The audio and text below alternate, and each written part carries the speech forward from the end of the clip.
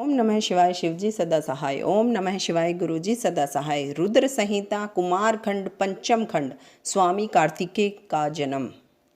अब शिवजी पार्वती जी के साथ निर्जन वन में विहार करने चले गए। शक्ति और शक्तिमान के रति विहार से तीनों लोग कंपन करने लगे। सभी देवता विष्णु जी के साथ भगवान शंकर की शरण में पहुंचकर उनकी स्तुति करने लगे और तारकासुर के भय का वर्णन शिवजी से किया। भगवान शिवजी बोले, हे देवताओं, मेरे स्खलित वीर्य को धारण करने की शक्ति किसमें है? इतना कहकर उन्होंने अपना वीर्य पृथ्वी पर स्खलित कर दिया। देवताओं की प्रेरणा से अग्नि ने कबूतर का रूप धारण करके उस वीर्य का भक्षण कर लिया। उसी समय वहाँ पार्वती जी आ गई, क्योंकि शिवजी को द्वार पर लौटने में देरी हो गई थी। उन्होंने वहाँ आकर देखकर उस दृश्य को क्रोध में भरकर कहा, स्वार्थी देवताओं, उनको श्राप दे दिया कि आज से सभी देवांगनाएं वंध्या बन जाएं। तुम मेरे विरोधी हो, इसलिए तुम सभी दुखी रहोगे। और कबूतर से कहा कि तू भी सर्वभक्षी बन जा, तू शिव का तत्व न जान पाया है। इस प्रकार श्राप देकर पार्वती जी अंदर चली गई। इसके पश्चात पार्वती जी ने गणेश को जन्म दिया। इधर सभी देवताओं के पेट में गर्भ रह गया।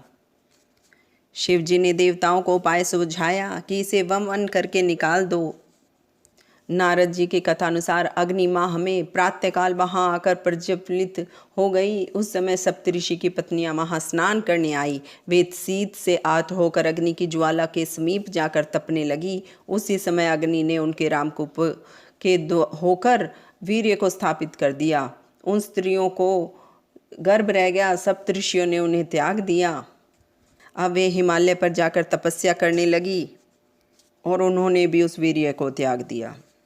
हिमालय ने शिव जी के उस वीर्य को गंगा में गिरा दिया। अब वहीं सरकंडों के वन में उस वीर्य से एक परम तेजस्वी बालक उत्पन्न हुआ। उसके 6 मुख थे। बालक के उत्पन्न होते ही शिव पार्वती के आनंद की कोई सीमा न रही। तीनों लोक में प्रसन्नता छा गई। उस बालक पर फूलों की वर्षा होने लगी। देवताओं ने भी आनंद मनाया।